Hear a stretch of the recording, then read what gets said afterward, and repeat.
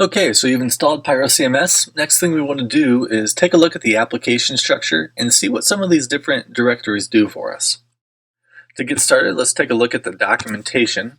And again, we'll be using the PyroCMS section of the docs. And if we scroll down to structure, the first directory we'll take a look at is the add-ons directory. So if we hop over to our project, we close up some of the stuff. The add-ons directory by default comes empty. So this is a great place for putting custom add-ons that are specific to this project only. Things that you're not going to redistribute, things that are specific to the client's needs. For example, I would put the theme here, and if I have any kind of custom add-on that the client needs, I would also put it in here. This directory is not included in the git ignore, and so it will be committed to your project repository. If we take a look at the directory structure, it is add-ons followed by your application reference. And your application reference is the slug of your app in a multi-site environment for Pyro. By default, it might be default or whatever you define when installing PyroCMS. The next directory will be the vendor directory, and that will be very similar, if not the same, as your composer or packagist vendor slug. And this is because add-ons maintain a composer type structure. So we have that vendor directory in there to help us when using composer.json to manage our add-ons. And we do it here too, even though no add-ons within the add-ons directory will be included in the composer.json. And we'll get to that a little bit later. And the next directory will be all of the add-on directories, and those will be pretty much self-explanatory. They're the add-on slug followed by the type of the add-on.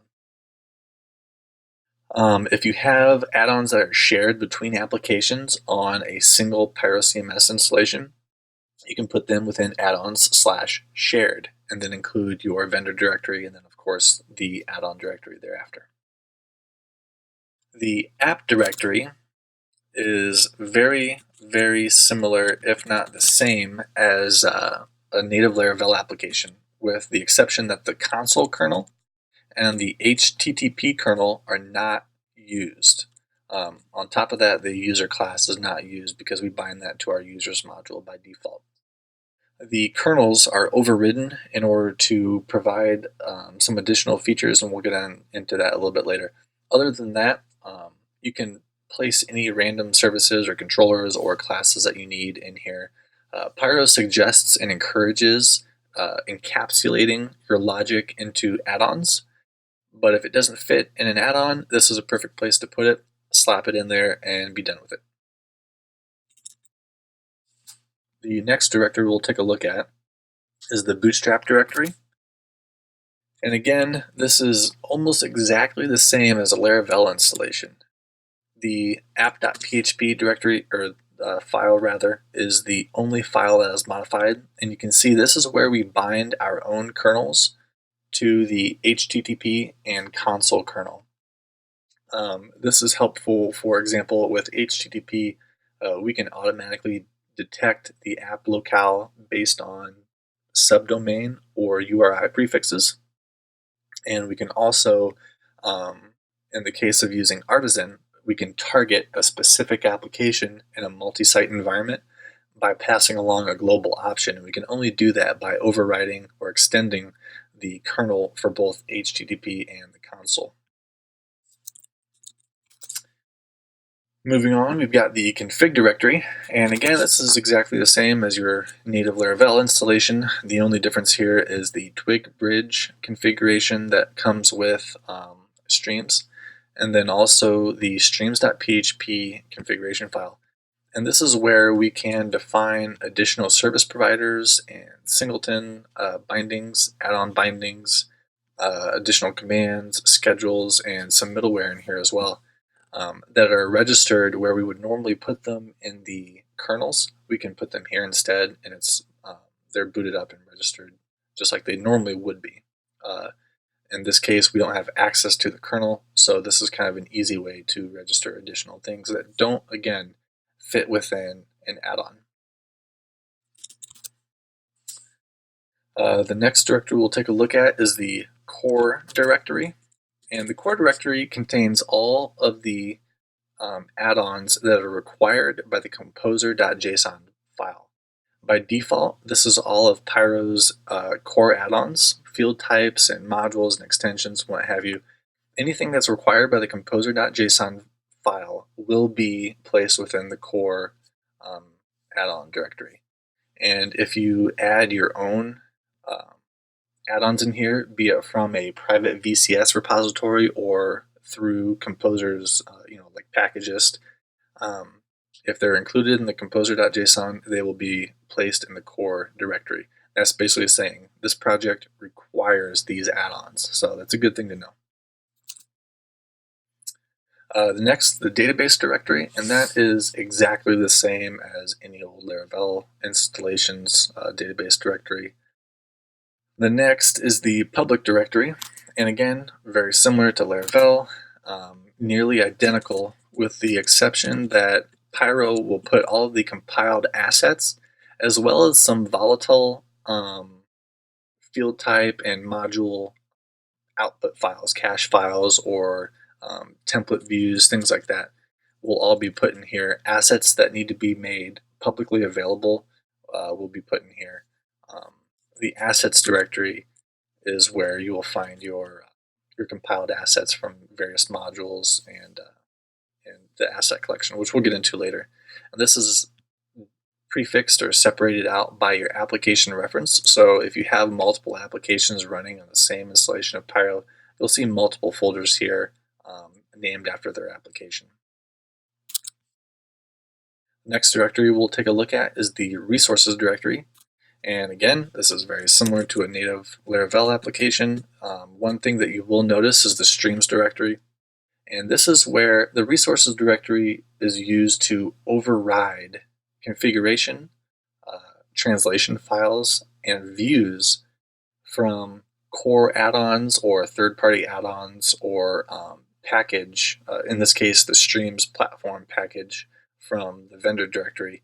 They can be overridden here so that you don't have to tamper with the core, the dependency files. So in this case, Pyro out of the box has a custom add-on configuration that eager loads a couple add-ons and also defers a couple of them to get the behavior that we're after. It's got some distribution stuff and then defaults the themes out of the box to some Pyro CMS themes. Nothing major here, but it's important to note that you can override the streams configuration here. So for example, if we were to publish an add-on, let's publish the users module. We can come back and take a look at our resources directory and notice that it created a default directory. And this is again named after our application reference. You'll see different folders for different application references in the same Pyro CMS installation. And if we open it up, we see add-ons, our vendor directory, and then the add-on directory, and we'll see configuration, language files, and views. And these can be overridden at will, and they will be recursively merged into the add-ons configuration, language, and views. So for example, if we wanted to change a configuration file, let's say we wanted to change the breadcrumb for login to something else, when we view the page that this breadcrumb is actually used in, we will see that the translation has been updated or overridden from here. That way we don't have to touch the users module, we don't have to touch any of that stuff. Views are the same way. You can override the views here and do anything you want with them. One thing to note is if the view includes, if it uses the twig include clause, it will not look for the view here. It will actually look for the add-on view. And so what you'll want to do is just update and use the correct view path, and we'll get into that later as well. And then configuration, again, if we want to change configuration to, let's see here, looks like username is a valid option. And then let's say we want to delete the rest. Only the login configuration value is going to be updated or overridden, and everything else that the add-on declares as configuration will be left alone. In this case, we're only overriding this value, and we can go ahead and delete these. And you can kind of tamper with or configure the add-ons remotely from afar this way without, again, having to tamper with the core add-ons and messing with dependencies. So if we take a look at the next directory, we've got routes. This is an interesting directory. The web routes here are the very first routes loaded, and it's important because in Laravel, it's first come, last come, first serve. So if this exact route gets defined elsewhere later in the booting cycle, this is the very first routing file that's loaded. So let's say an add-on, for example, the pages module routes the same path here, just the home path or the base URI. This will not be used. The pages module is going to be overriding that. And so keep that in mind when you're defining routes here. If you're just setting up like temporary build views or something to test out or something that's not included in an add-on, this is a great place for it. But keep in mind that this will be overridden down the line as add-ons load up and override routes are loaded if it comes across the same path. So this will be overridden, but feel free to put routes here if they're not going to collide with anything down the road. Let's see, the storage directory. The storage directory is, again, very similar to Laravel. One difference here is the streams directory within it. And this is where the application will store generated models for different streams. It will store output files for the editor field type, markdown field type, and the what you see is what you get field type. These are just kind of volatile files. Again, they're not something that's committed to your repository. They're something that can change and they get dumped and reloaded as the project changes or as users change values of different field types and create streams and modify them. So this is just good to know where those things are because, for example, if you change the layout for, let's see, this is a page type layout. If you change this, it's automatically synced into Pyro. You don't have to worry about syncing views or anything like that or working within the field type necessarily. If you change this, it'll update your database and you can see reflections that you're making here, live. Basically, you don't have to sync files or anything like that. So it's really nice being able to work with these files in your IDE rather than having to work through the field type and then sync and then do all that malarkey. And let's see here. The vendor directory contains all of your composer dependencies. This is pretty straightforward. If you've ever used Laravel before, you know exactly what this does. One important directory is the anomaly directory. You'll be looking through the streams platform quite a bit if you're trying to explore how things work, and we'll go into this later too, kind of showing you how different streams platform services work, how they provide things, how they interact with your application, what they do, where they are, stuff like that. So this is kind of an important directory. It's good to know where it's at. It's good to know why it's here. This is basically the engine for PyroCMS. Anything that you see guaranteed loads a handful of files from the streams platform, and in order to be able to do whatever the module is doing. If you load a page, it's using this. If you load a control panel page, all the UI and tables and forms are all built using the streams platform. And looks like that's it.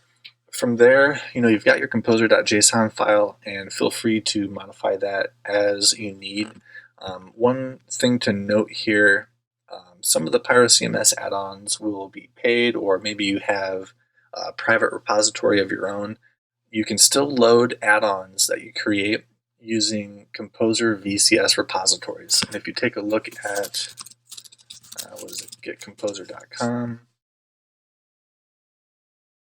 Oh, no, that's not it. Yes, leave.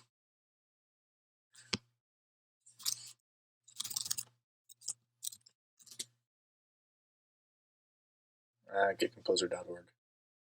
If you take a look at their documentation, and let's see, repositories.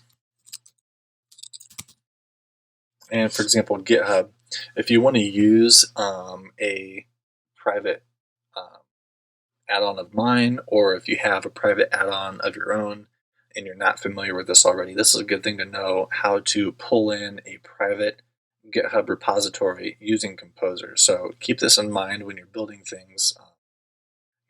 You don't have to make things public. If it's something internal, you don't have to put it in the add-ons directory and commit it to the project. You can still use Composer to control those private dependencies.